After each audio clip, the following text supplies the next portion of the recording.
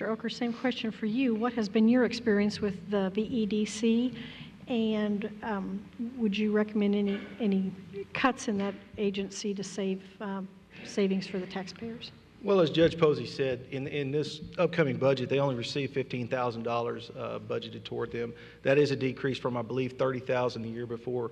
But sadly, I don't have any experience with VEDC. As a business owner here who started a business in Victoria County, I wish I had. The problem is, right now, our policies are geared toward only large businesses. We've gotten away from being good signal callers here, being good, good referees here, and we've gotten to be signal callers, and we've gone a bit into corporate welfare, in my opinion. I would like to see the abatement process expanded to allow these small business owners some sort of opportunity, some sort of incentive. You know, why are incentives only good for large businesses? That instead of hanging our hat on one 500-person corporation coming here, we ought to be looking for 25 that employ 20. The diversity that could bring and the opportunities that could bring are far greater than one company. So that's what I look forward to doing with VEDC. Let's expand those tax abatement programs. Thank you both. The next question is directed to both of you. And Mr. Ocker, you will begin. Citizens Medical Center closed the psych unit at the hospital. Do you believe that this was appropriate action for the Victoria County citizens, and would you try to reopen it? It's difficult for me to make a determination on that. I don't like to go back and second guess people that are in professional positions. Mr. Brown runs a very profitable ship over there at CMC. I certainly do not like the fact that we have a very profitable, very lucrative hospital that puts millions of dollars on its ledger on the positive side every year, and yet by closing the psych unit, we are transferring that cost down to the county taxpayers. That does cause me some concern. I would like to find a way that we could put that back under the auspices of CMC, if in any way possible, but that'd be something to work out between the hospital board, myself, Mr. Brown, the other members of Commissioners Court. And Mr. Pozzi, the same question to you. Thank you, Kathy.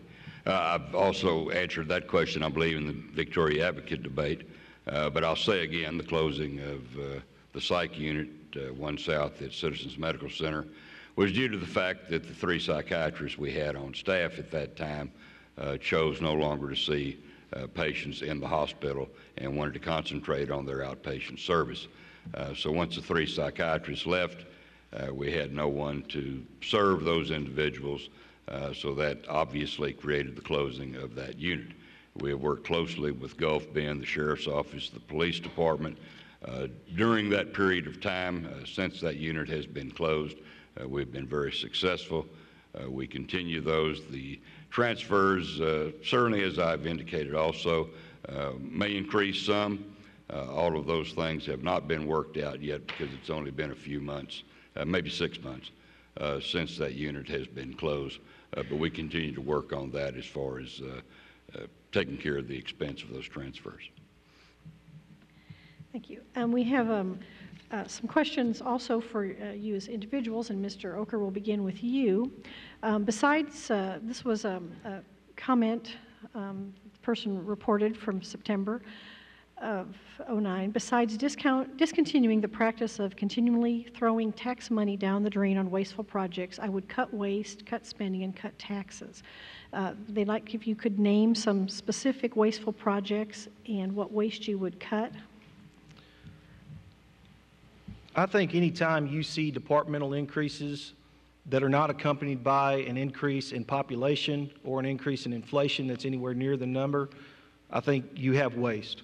I have been extremely critical in the past of some of the projects going on at the Victoria Regional Airport.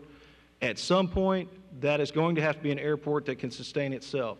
The citizens and taxpayers of Victoria County cannot continue to have that as a welfare recipient for the next 50, 60 years. At some point, we're going to have to bring in either more innovative ideas, or we're going to have to take a serious look at what we're doing there, what we're doing wrong, what we can do to help bring in more revenue. I do believe it's important to have an airport, but at some point we have to have accountability. And Judge Pozzi, this question is for you. There were several questions that came in on the same vein.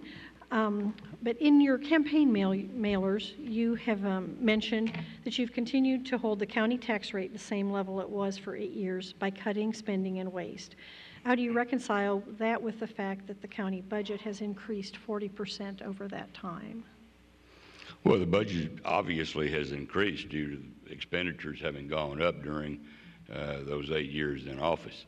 The statement that I've made is we have cut considerably from the first year I took office, when the county was basically had, I think, $870,000 in their reserve and a negative rating with all the bond companies.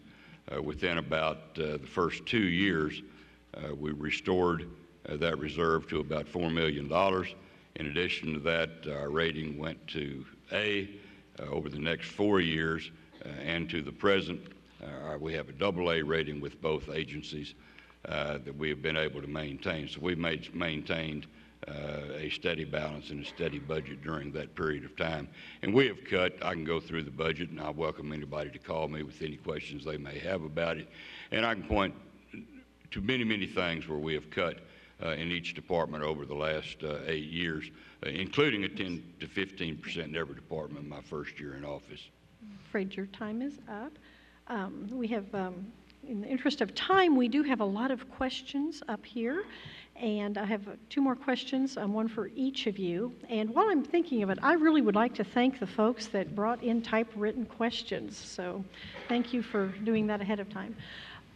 Mr. Ocker, one question for you. You have stated numerous times that you oppose tax abatements. Would you be in favor of eliminating agricultural exemptions and the over 65 tax freeze for seniors? No, I would not, and I believe I clarified my position on tax abatements. I oppose them under the current structure.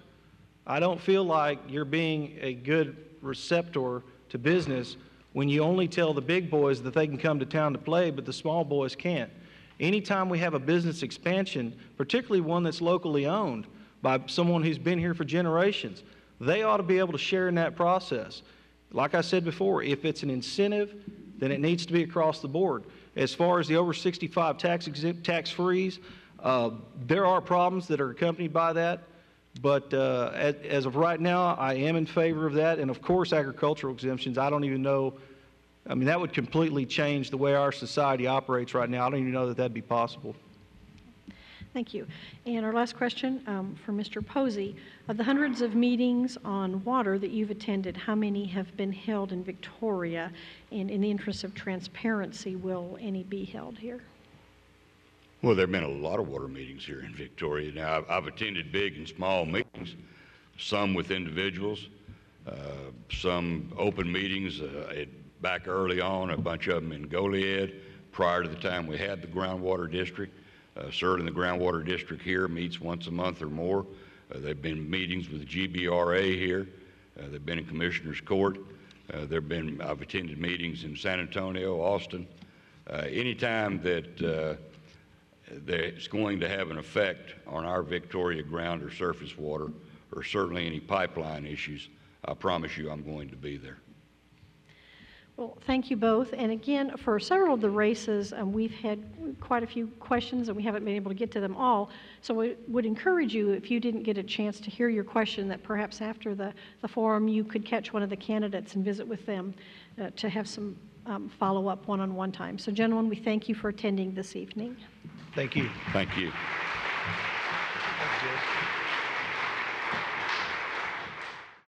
I'm sick and tired of hearing things from uptight, short-sighted, narrow-minded hypocritics. All I want is the truth. Just give me some truth.